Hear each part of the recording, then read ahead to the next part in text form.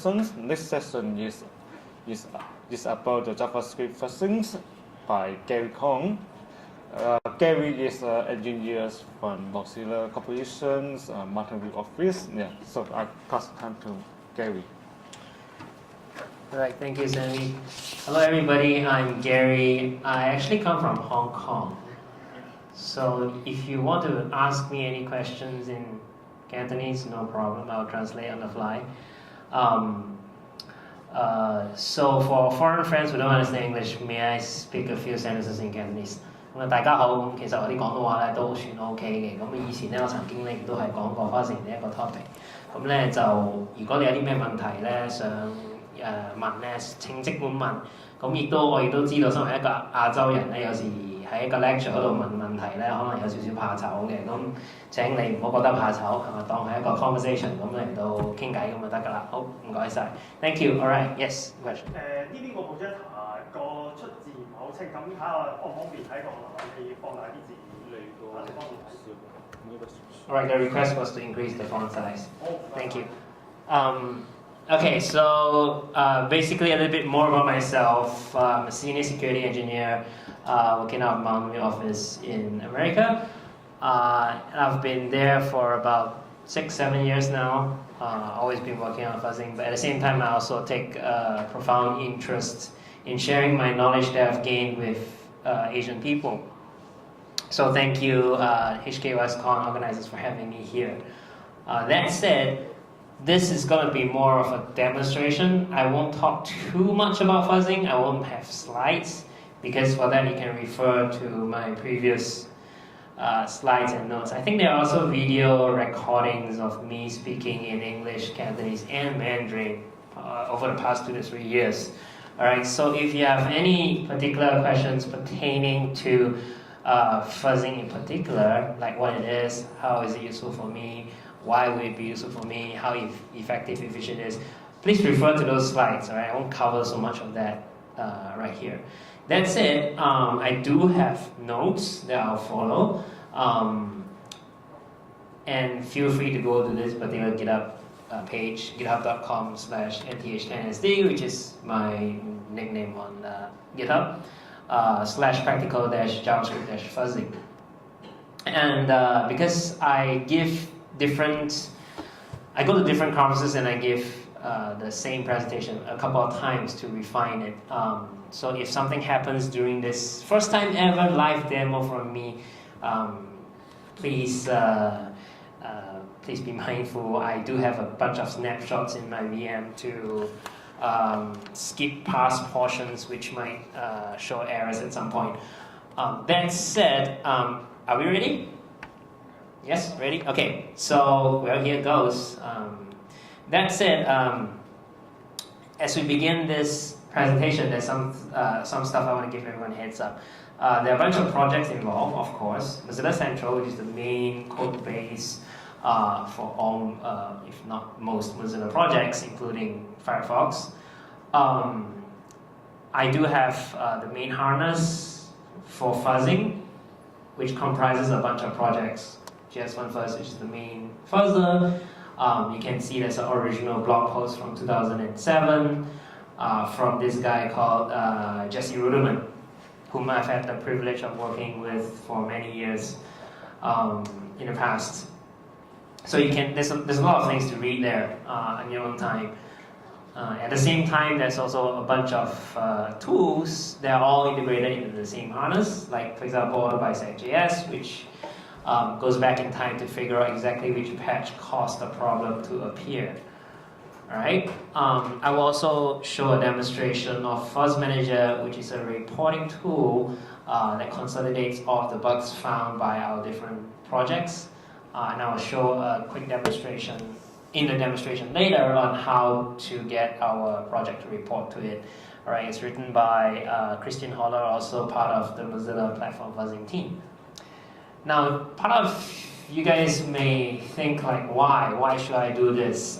Well, you might be pleased to hear that if you find any security bugs, depending on the severity of the bug, and as judged by our security team, you might be eligible for a bug bounty program, which pays 2,000 to 5,000 US dollars, depending on the severity of it, and depending on the quality of the bug report, whether you submit a reduced test case or not, whether you submit a test case with a stack trace, whether you submit information like exactly when it occurred, like at which point 3 years ago this particular developer landed a patch that caused the problem to appear after the patch was landed, but not before the patch was created. And you can see some of the guidelines that we follow, and hopefully that will entice everybody to start contributing to one of the most popular open source browsers out there. That's it. In my demonstration here, I will be using VirtualBox. Originally, I was going to use VMware, but I think I heard feedback from people that VirtualBox might be better since it's open source and all that. But during my rehearsals with myself, I realized that there might be some VirtualBox specific problems that show up along the way, like Python crashing due to running out of memory or something like that. So the thing about fuzzing is it consumes a lot of your CPU resources. Ideally, it should be running natively on your machine. All right, so you should natively install Linux and then run this. FunFuzz also supports different operating systems. It also supports macOS. It sort of supports Windows. Windows is a little weird. We have to install something called Mozilla Build in order to compile Firefox. That's nothing to do with the fuzzing side. So it sort of runs there, but it's sort of on a legacy branch. And then it's a little complicated because in the future we might end up using WSL, which is Windows subsystem for Linux. Has anybody heard of WSL?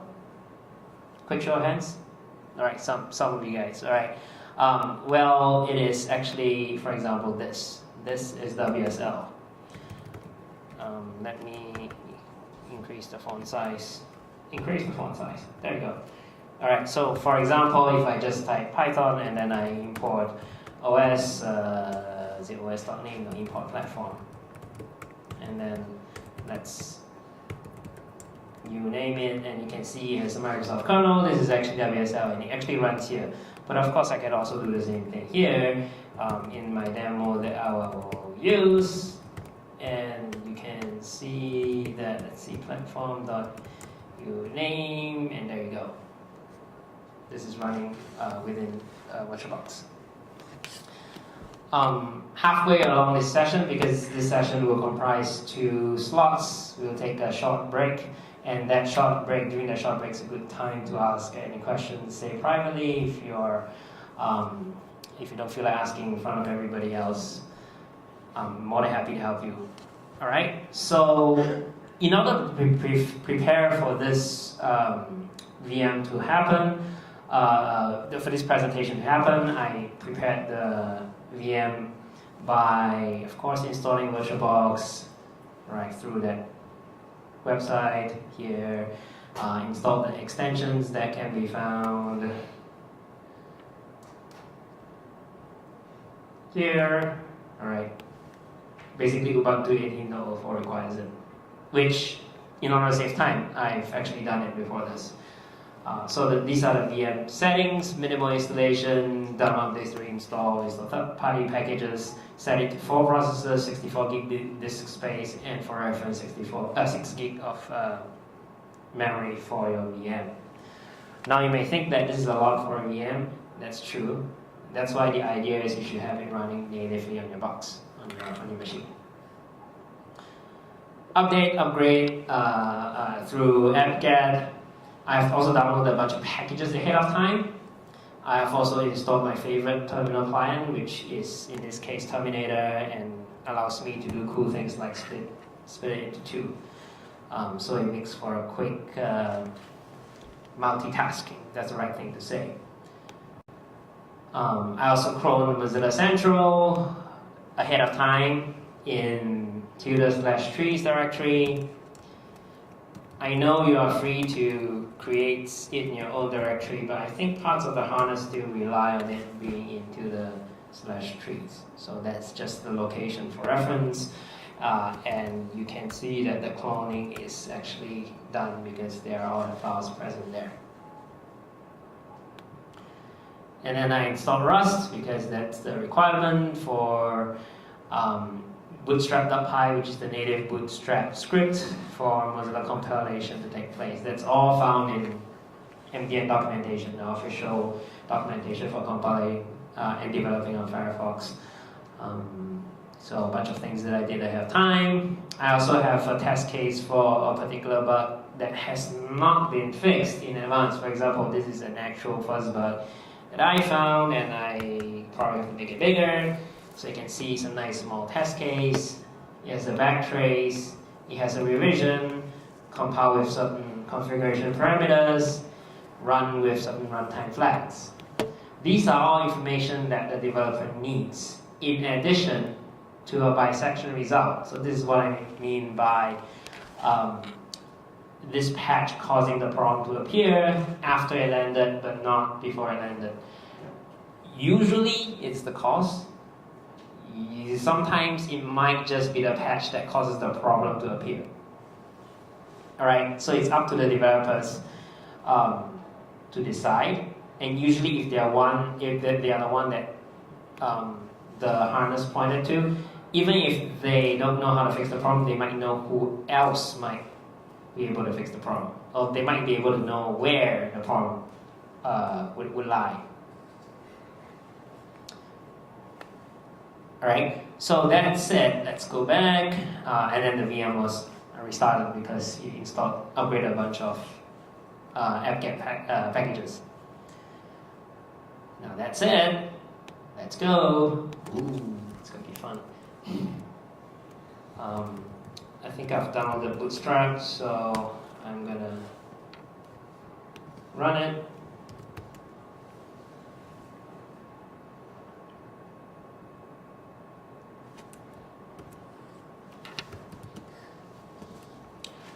Alright, so there you go. Choose the version you want to build.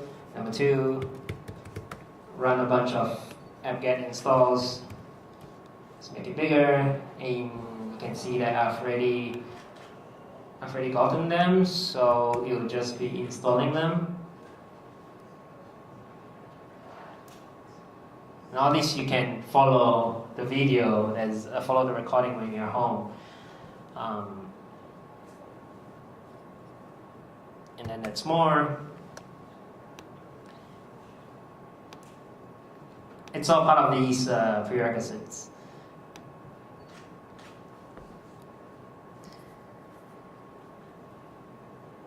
Now that said, to this point in time, does anybody have anything to ask while things like these are happening? I can take one question.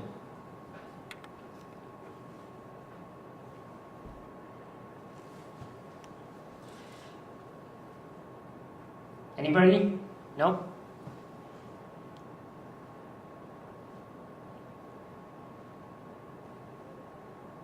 Alright, that's how I know I'm in Asia. Okay, so now that the upgrading is complete and all that, we will install Mercurial via pip, which is the recommended way. That said, you might wonder how I got Mozilla Central before this, like during the creation of the VM.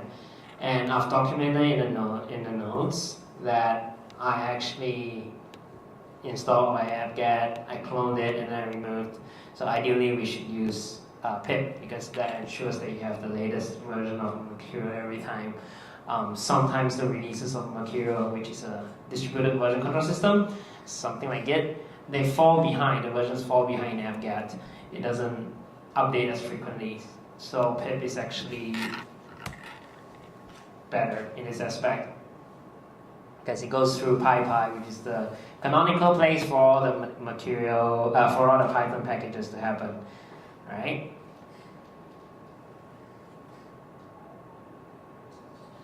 Ooh, it's gonna take some time.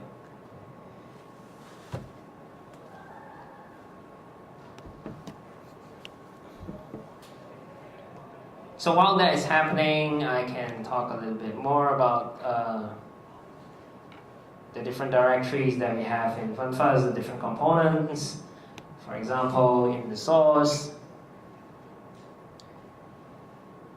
right? You can see that that's the different packages, but the ones that I will show in particular is the JS1 first directory.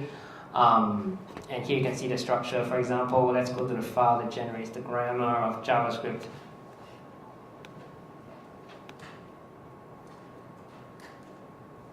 All right, it's all written in JS, so you can run it self-hosted in a self-hosted manner.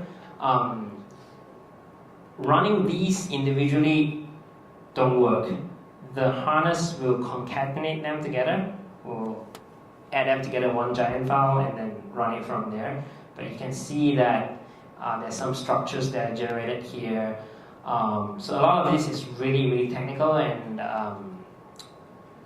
if you want to help contribute by checking for features that have been removed and also adding new grammar for new features that are about to come in via TC39 standards, please feel free to add PRs, add a GitHub pull request. All right, and now we're, hello. Hello. Is the microphone out? Sorry about that.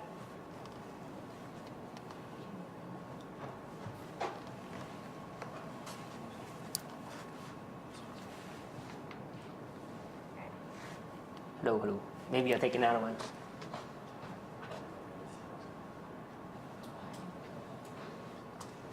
Hello, hello. All right, there you go. Okay, so Mercurial has been installed. It detects that your version of Python is new enough, your Rust version is new enough, so you can continue. Now you may ask, what if I were to use Fedora, Debian? I think I've only tested this to work with Debian-related distributions. It should be possible to make it work in Fedora and all that, but I didn't actually test it. And on WSL, I also installed Ubuntu, so that's just for reference. The configuration wizard here is run as part of bootstrap.py, and it ensures a bunch of things, installs a whole bunch of Mercurial extensions related to Mercurial. So let's just let it do its magic. And I'll go back to talking about the fuzzer.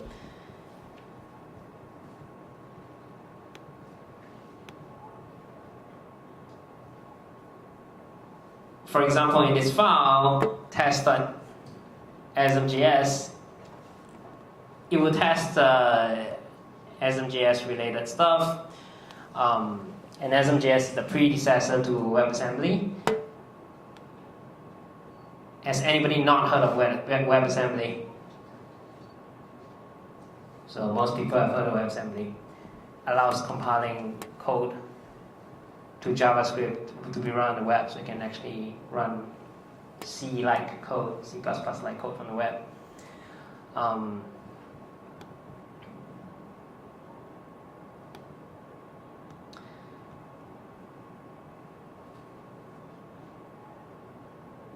GenMath in particular allows the fuzzer to generate math-related operations. It will randomly choose between all these operators. These are math.cosine, math.log, math.tangent functions, all, and randomly choose between them.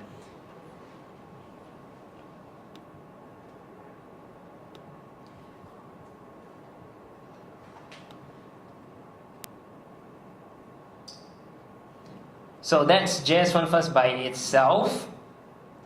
If we go back to the top level directory, you may also look through the history of this project, and you'll find that the history of this project goes back more than a decade, probably.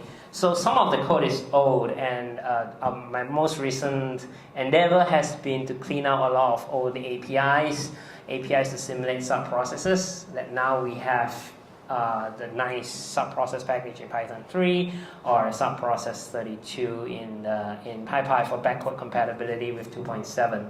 And that allowed us to remove a whole bunch of our own old code related to things like adding a timeout for a sub-process.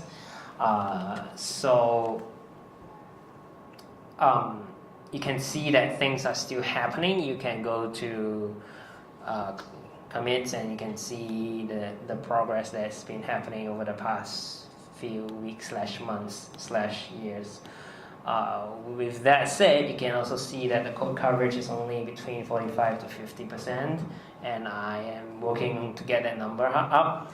But if you find any file that isn't tested properly, any particular function that could be done in a nicer way, please feel free to contribute them, and I will take a look at that to get that in. You can actually open that in a new tab while we wait for this to happen. All right, so this is mercurial configuration.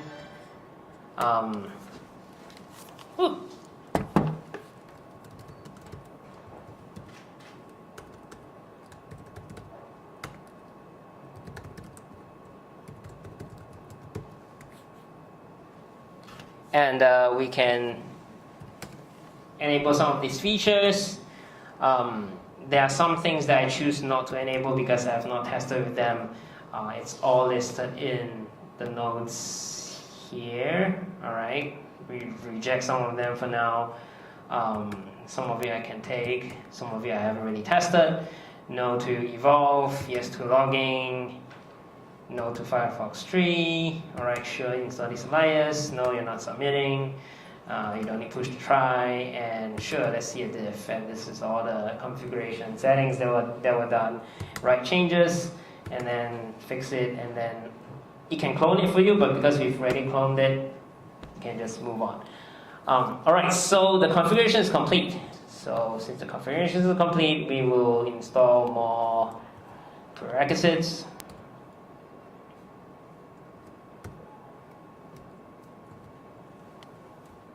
Probably is a better way for me to do this than carrying a separate microphone. There you go. Nope. This doesn't work. Thank you.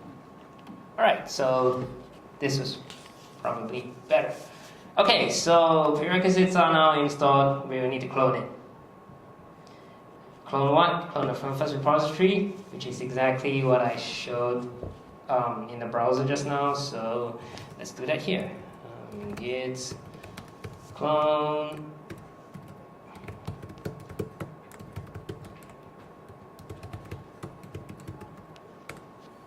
All right, by default, you'll clone it into purpose directory, depending on your current working directory area.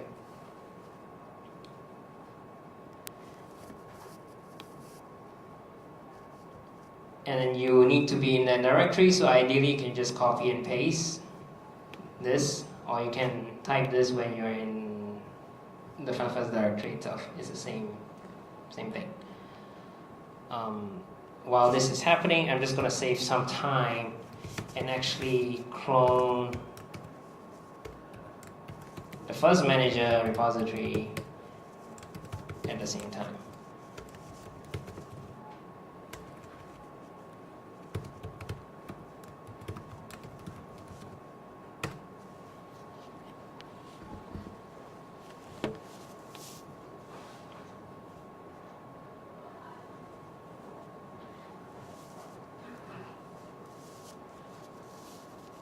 While the cloning is happening, I can move on, enable some mercurial extensions. Now we actually use MQ for fuzzing patches. Sometimes the developers will say, all right, I have experimental patch that adds some new JIT optimization. Does it cause the tree to blow up? Does it cause me to introduce regressions, introduce crashes? And they will hand us the patch, we will test it. And the way that FunFuzz does it is through MQ, so we have to activate it. So first manager is cloned, we can actually exit that. Let's activate MQ, activate progress, because it shows you progress of certain commands.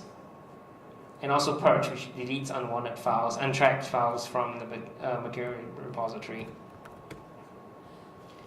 Now, while this compilation or fuzzing is happening, it assumes that your Mozilla Central repository is clean and untouched, because it will do things to it. It will update it to a different point in time, update it to the repository state as it was 5 months ago, for example. So ideally, there's a lot of potential for race conditions to happen, where FunFuzz is running, and then you choose to change the repository independently, all right, or something changes the repository independently.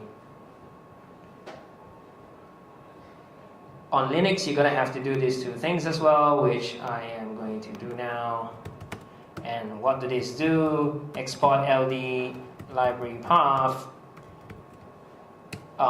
which tells the binary that the libraries are going to be in the same path, basically, in the same directory. And it should be in bash rc.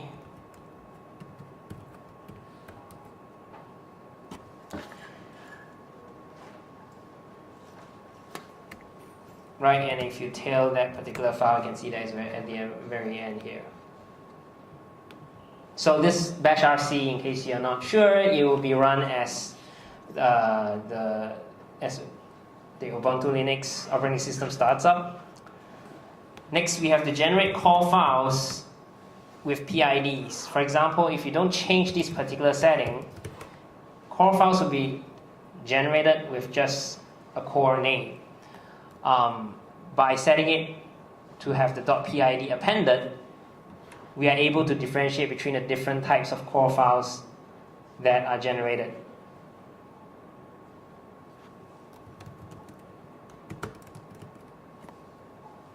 And you would go into proc sys kernel core users PID, and then the last thing to do here is to ensure that it's actually done by going kernel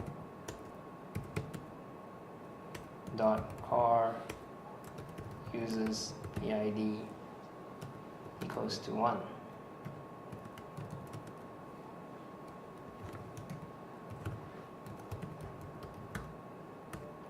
And we should exit root mode because it's dangerous.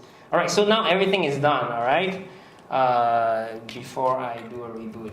You need to reboot to actually let the core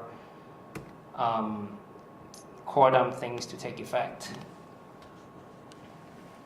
So once it reboots, which should take probably a few minutes, I will start the compilation of the JS binary. That should take about 10-15 minutes in this VM. During this process, we will take a short break to let everyone have a breather. So, all right, we are ready, and let's create a testing directory, go into it.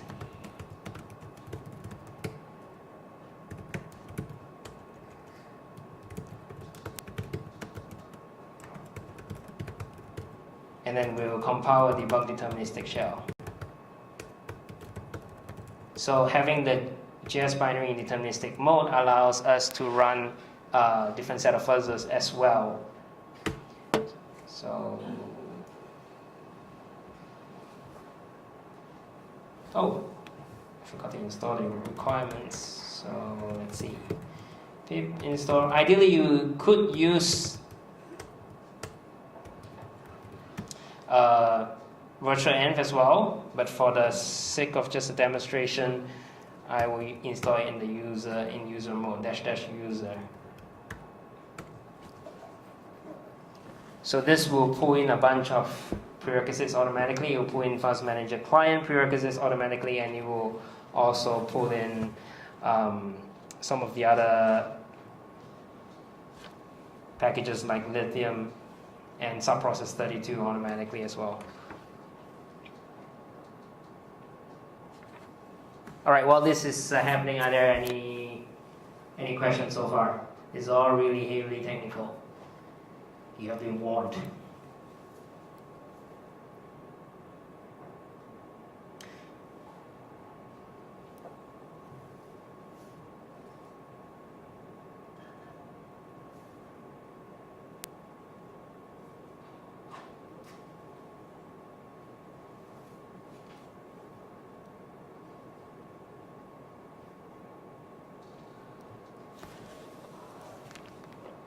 Okay, so once this is done, which should be again in a few minutes, I will start the compilation process, and then let me see, I'll make sure that I put some dates and times to find out, to make sure that it really happens. Now, so warning ahead, sometimes the Python process here crashes with a segmentation fault. So in that case, I'll actually restore from a snapshot. Ideally, I've never seen that happen outside of VirtualBox. So it might just be a VirtualBox thing. But in any case, we will let it compile, and then we will see what happens after the break. All right, let's take 10 minutes, and then we'll come back at 4:50. Thank you.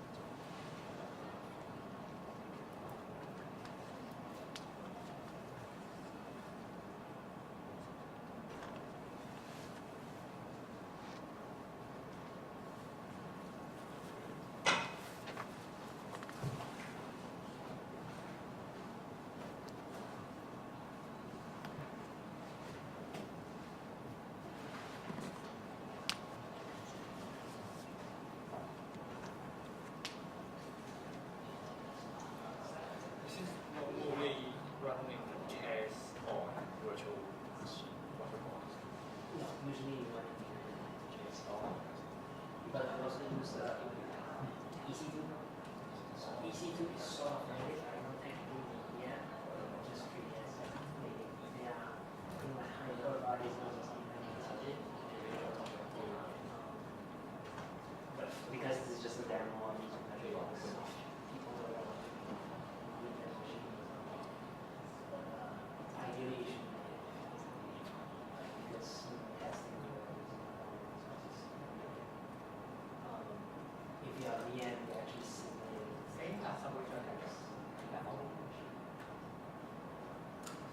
so we used to have boxes on the desk, machines on the desk, and then we became machines in server, and then now we have machines in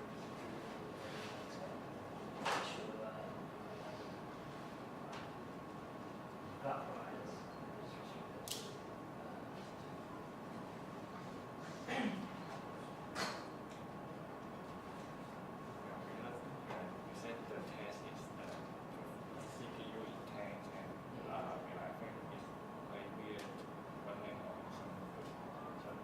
It's just for demonstration. Right, it's just for demonstration. Yeah, because I don't recommend people just follow the guide and install it. Machine without knowing what to do. Like for example, when you do a pip install, the prerequisites, the general advice is to use virtual environment. Yeah. I'm not counting that because it's also. So I just install it and dash. Let's go to that.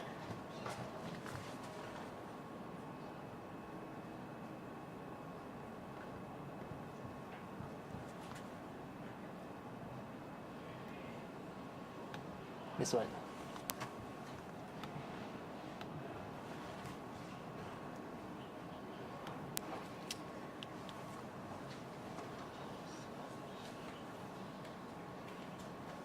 So yeah, if people ask like why use VM VirtualBox and nothing there, it's just if people have a laptop but they don't have a VMware license, they can use this way. Again, ideally having it on native Linux box means you guys have expertise to maintain a Linux environment. If you're completely new and you want to try this out, I'm just showing how it can be done. But along the way,